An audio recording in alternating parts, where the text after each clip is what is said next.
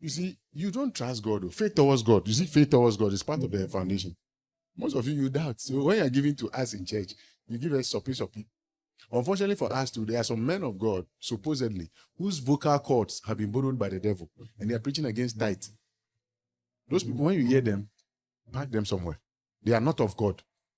They are not what? Because how can a church run without tithe? So it's the tithe that every church depends on to grow, to do the work. But the devil is attacking it. And he has anointed certain men of God who have caught some evil spirit and they think it's revelation.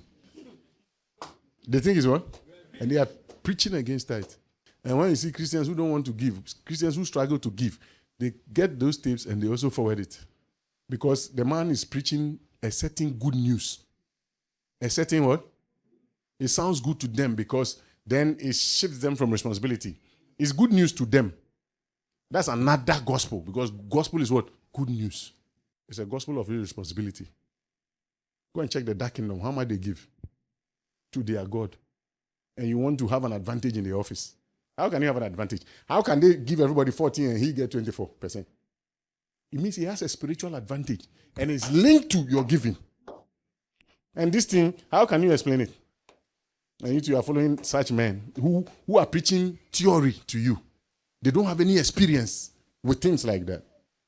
Do you understand? It's head knowledge they are preaching. When it comes to experiential gospel, you won't come and stand there and preach against tithe.